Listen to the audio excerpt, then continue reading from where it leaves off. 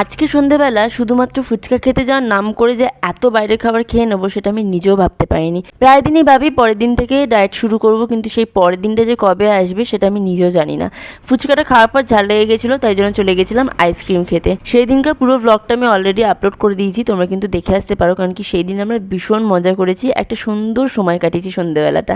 যেখানে আমার চ্যানেলের নাম লেখা আছে ঠিক তার তলাতেই পিন করা আছে। এখন প্রায় 8:30 বাজে। এখন আমরা আবার একটা ক্যাফেতে এসেছি আইসক্রিম খাওয়ার পরেও কিছু টুকিটাকি খাবার খেতে, আর আমরা তিনজনে মিলে একটুখানি আড্ডা মারবো। তো সেখানে যাওয়া মাত্র মেনু কার্ড ঘাটাঘাটি করবার পর তিনজনে 3 রকমের খাবার অর্ডার করেছি। প্রথমে অর্ডার করেছিলাম হচ্ছে কোল্ড কফি, যেটা খেতে আমার মোটামুটি বেশ ভালো লেগেছে। আর আমি যে খাবারটা পার্সোনালি অর্ডার করেছিলাম সেটা খাওয়ার পর তো আমার ভীষণই রিগ্রেট ফিল হচ্ছিলো। তো তারপর আমরা অর্ডার করেছিলাম চিকেন চপ, যেটাও মোটামুটি ভালো লেগেছে। আর তারপর অর্ডার করেছিলাম এই ম্যাগিটা, যেটা খেতে আমার একদমই ভালো লাগেনি, যার জন্য আমার রিগ্রেট ফিলটা হচ্ছিল।